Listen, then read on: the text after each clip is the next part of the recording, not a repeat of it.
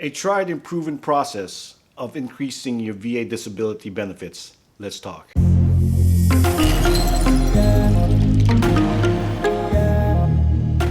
Hey, what's up, everybody? It's your boy Lee with 1E, and welcome to the Warriors Edge channel. Again, the purpose of our channel is to provide guidance, motivation, and education to the benefits that you, a former member of the United States Armed Forces, are entitled to. And in today's episode, I want to cover secondary conditions and why and how it can actually help you increase your disability benefits, your VA disability benefits, all right? So let me start by explaining what that is. And so what a secondary condition is, or secondary medical condition is basically a condition or conditions that result from or is aggravated by a VA recognized disability, right? So it's basically the law. So within the VA's duty to assist, that when you file for secondary claims, that you could be possibly entitled for additional ratings resulting from an injury or disability that you sustained while serving in your respective branch, right? So it's an injury from an injury, basically, okay?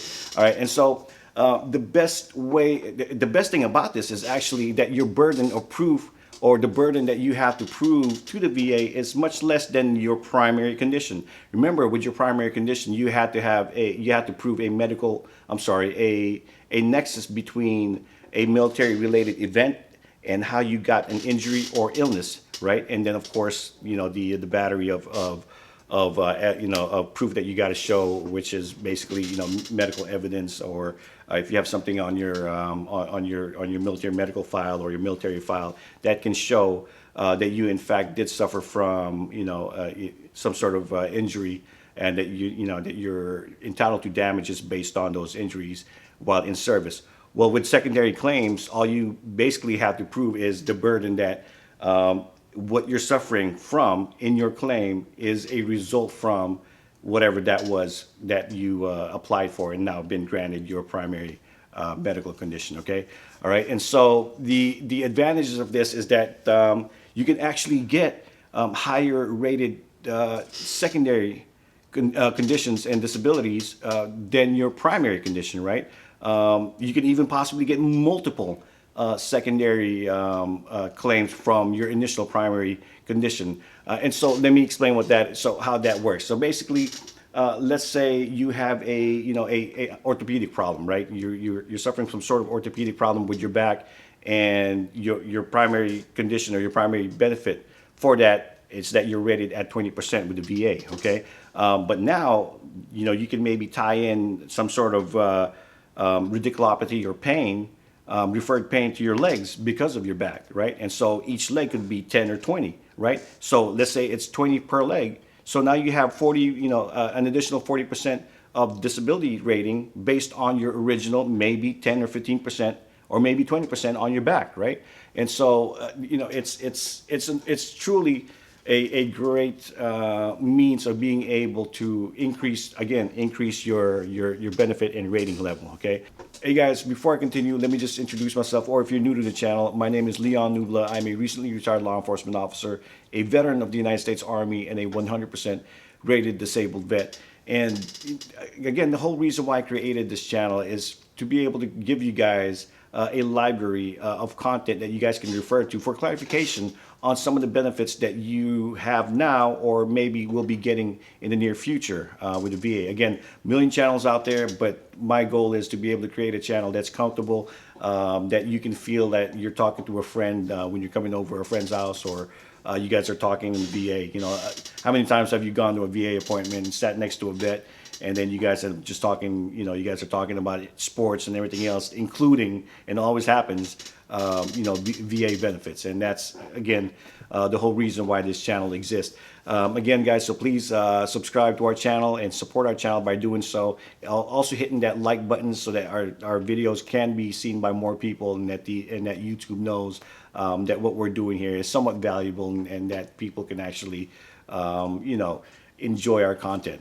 All right, guys, so let's get back into our main subject here, and that is how to get secondary conditions, right? And so, unfortunately, it's something that you have to apply for. It's not like a magic wand, or something that you can raise your hand and say, "Hey, I'm suffering from this because of this disability that you guys found that I enjoying or collecting a disability benefit from, right?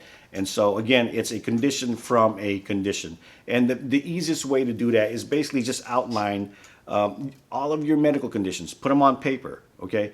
Put them on paper and then refer that and see if any of those could have been from your primary condition that the VA recognizes or that you're going to be applying for, okay? Again, the best way to do this is asking your primary care physician or, a medical professional and see what their opinion is based on what you're suffering from and that you believe that this new condition has been started by your primary, okay? Some examples of that is one of the more popular ones are migraines from tinnitus, right?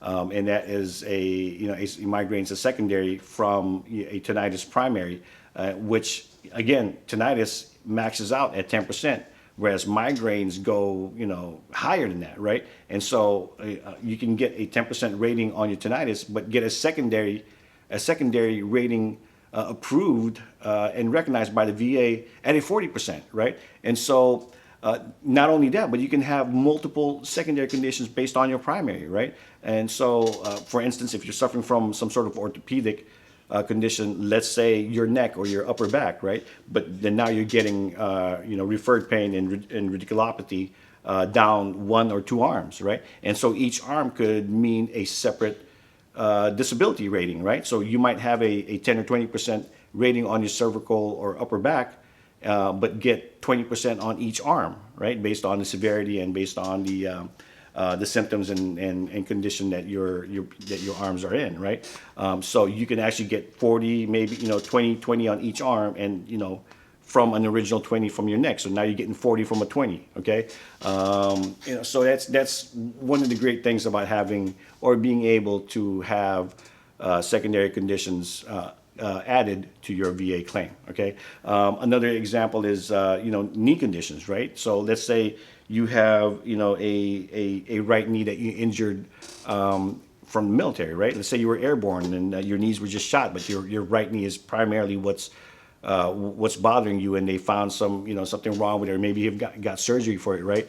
But because your right knee is jacked up, you have to, basically to be able to get around, you overcompensate with your left, right? So now your left leg is taking more of the weight, and you're just, you're favoring your left over your injured right, and now you're suffering from some sort of condition on your right leg or right knee, which you can tie in as a secondary condition from your original primary condition of your right knee. Okay, guys, I know it's a little confusing, but then again, it's what it is, right?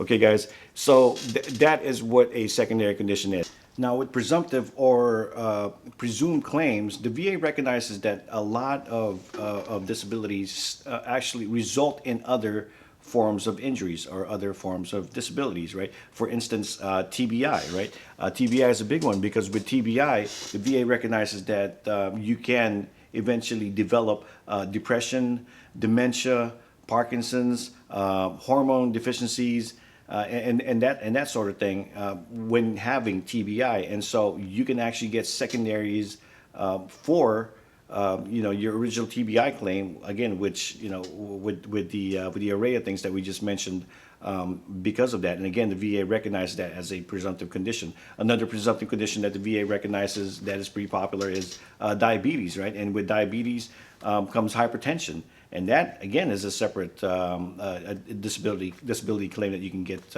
a bump in your rating for. Peripheral neuropathy from diabetes, which, again, it's most people with diabetes eventually develop this. And so since that is a known, the VA recognizes that this is a potential and valid secondary claim that you can apply for once if you do have diabetes, okay, and then be awarded your secondary claim. So guys, I hope you guys found this episode valuable, or if you know somebody that could, please again share our link below, and again, please support our channel by hitting that subscribe button and hitting that like buttons. All right, guys, so until next time, guys, I want you guys to be kind to yourselves, take action, create, and inspire others. It's your boy Lee. Until next time, I'm out.